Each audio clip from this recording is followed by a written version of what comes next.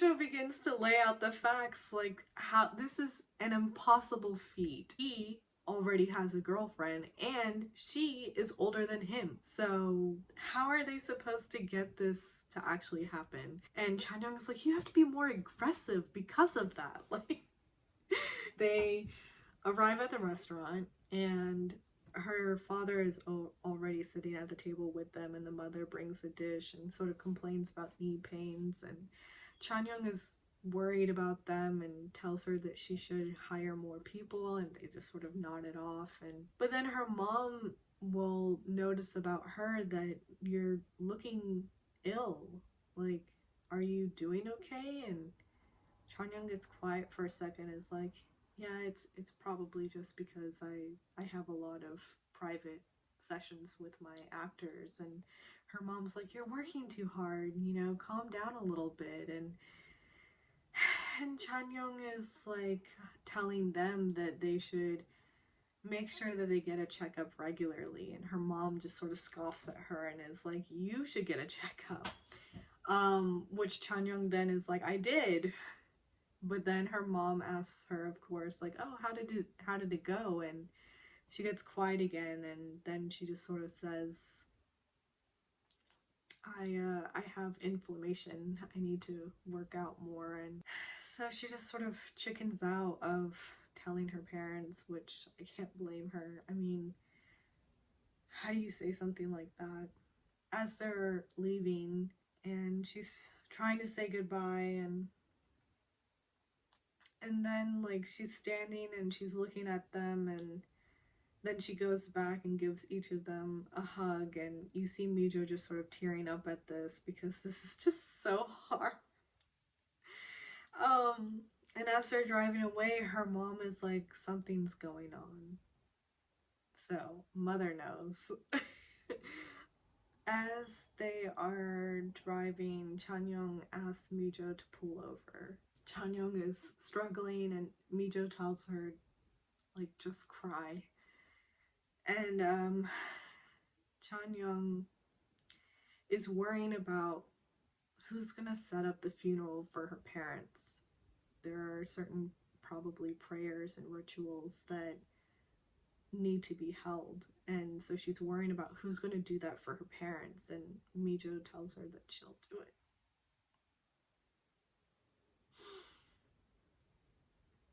So Chanyeong sort of lets out a breath and and then says,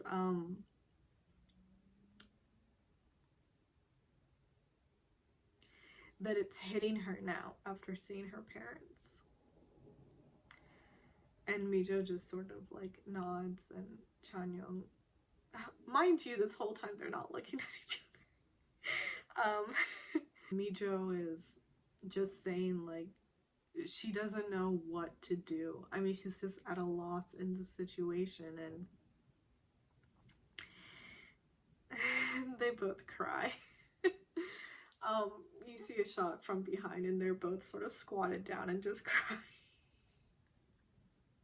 I shouldn't be laughing, it's just...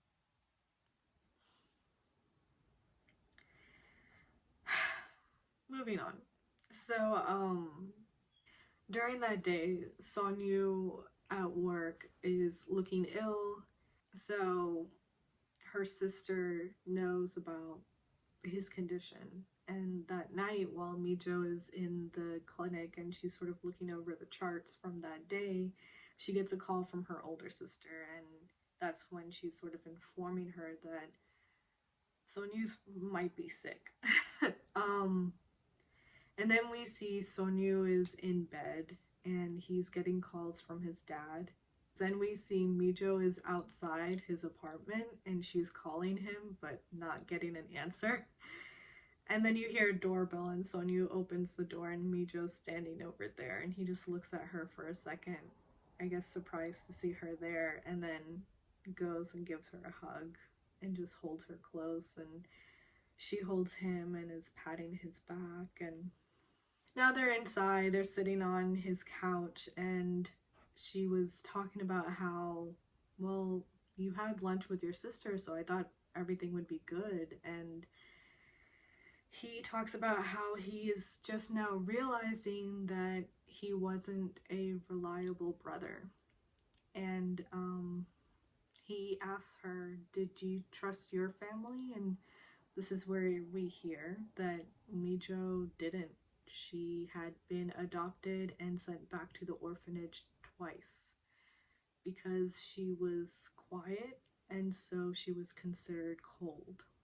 When she was with her current family, it took her a month before she sort of had her first conversation, and that was the flashback that we saw. And that's why she loves Rachmaninoff um, so much, is because that's what was playing, and that was sort of her first time that she chatted and just like chatted away with her mom, and it was the first time she felt comfortable. She tells him that I doubt that someone feels this way. You are thinking that she's feeling this way, but I doubt she feels like you're an unreliable brother. So he opens up and tells her about what he's found out about what his dad said to someone. He then sort of is just like, I don't know what to do. And he's putting his head in his hands, just unsure. And after he says that, she just sort of smacks him on the shoulder. And she's like, what do you mean you don't know what to do? You're going to stand by her side and protect her from your dad. And he's like, oh, yeah, that's what I'm going to do. And then she pulls him close and sort of roughly at first pats him, but then actually pats him. And is like, keep up your strength, you got this, sort of vibe. And he pulls away, and he then asks her if the next time they run into his sister, can he introduce her as his girlfriend? He asked so shyly, but it was so sweet. Mijo equally shyly but sweetly just sort of like nods yes and smiles at him, and then he leans over and gives her a kiss, but it's one of those K-drama kisses where it's just lip to lip. Come on, guys. Anyway, so it's sweet. Then we move, and Juhi and Hyunjun are cooking. He sort of brings up like the three of them must be really close. She then sort of asks him like, how are things going with his girlfriend since the last time that they talked, and he lets her know that he actually hasn't heard from her, and he hasn't texted either, and he's sort of frustrated. And she's like, well, she's probably not texting because she feels bad. And he's like, but in this situation, shouldn't she be the first one to to text? And Juhi very gently sort of says, like, well, when you feel bad, I think it's more difficult to text. And he sort of ponders on that a moment, and then she turns to him and is like, you should message her and act like nothing has changed. So he does. And seconds later, he gets a call from her. And so he goes outside to take the call, and she watches him through the window, and he's smiling and stuff, so it's going well. And so anyway, Mijo and Sonyu are leaving his apartment, and she sort of brings up that they should all have a meal together. And at first it sounds like he's trying to be considerate of like the situation that she is in and stuff, and is saying like, it's okay, like that's not necessary. And she's like, no, like you're worried about her, and so we should all have a meal together. Treat us to something delicious. So they're gonna have a meal together. So the next day, Sonyu is calling his sister and telling her that, you know, like, I want you to meet my girlfriend and I really need your help. Like, I don't know how to get past first base. She's a little eccentric. And he's saying these things to convince his sister to come have a meal with them. And then he gets off the phone and looks up, and Mijo had been standing at his office door the entire time, which startles him. And she's like, eccentric? Really? And he's just like, I just said those things so she'd come. And she's like, okay, well, I'm gonna be out of the office this afternoon. And then she's starting to walk away, and she then turns back and says, and I'm pretty sure you know how to get past first base.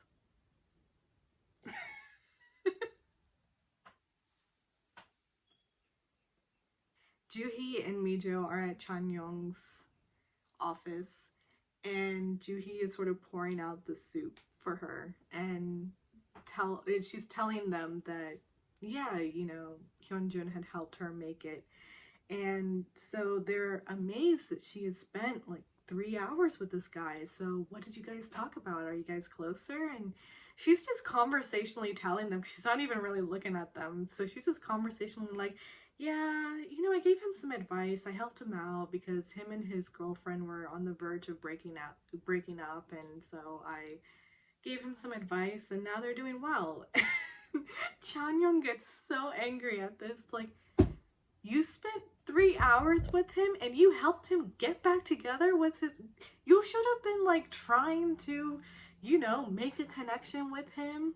They were breaking up anyway. Why are you so nosy? And she's like, well, they weren't broken up. They were going to break up, and now they're not. Anyway, Chanyeong and Mijo are both just flabbergasted that Juhi did this, but honestly, it's like, what do they expect Juhi to do? I would have done the same thing that Juhi did. So Sonyu and Sowon are waiting in the lobby. Mijo then arrives and is like, oh, you guys waited a long time. You must be hungry, right? You know, how did it go? I think is what he was actually asking. And Mijo just, she begins to say like, oh yeah, you know, I have this eccentric friend and I had to meet up with her and help her out with something. And he just, someone is laughing in the middle and he's like, are you still bitter about that? And she's like, yes, I am. So they're, you know, laughing and about to leave, and the elevator opens and it's their dad. But Mijo doesn't know who this is, so she's, you know, addressing him and saying, oh, I'm sorry, the clinic is actually closed. And he sees someone and then talks very sternly and aggressively and loudly to Sonyu and is like, what is she doing here? So Mijo's connecting the dots and you can just see the look of fear and hurt on someone's face, and Mijo's just watching her, and you can hear Rachmaninoff, I hope I'm saying that right, playing, and it's like just getting louder. And then you hear a voiceover of Mijo saying that when she looked at someone, she was reminded of how she felt at the orphanage and how she desperately wanted someone to stand by her. And so when someone sort of, I mean, she really just had a deer in the headlights moment. She's quickly picking up her bag and about to leave, and Mijo grabs her hand as she's passing her and stops her.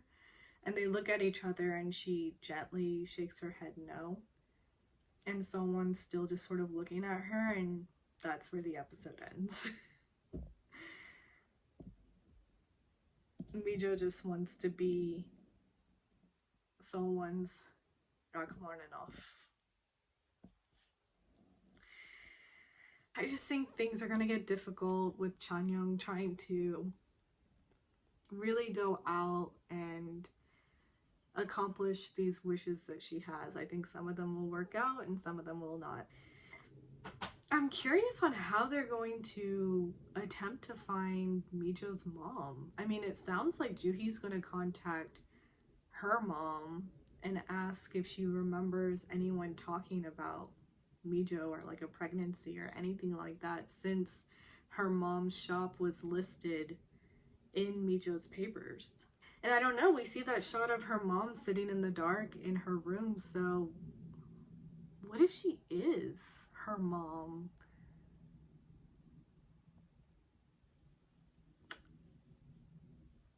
Yeah, I don't know. Not sure. But at least for episode 5, that's about it. Doodles!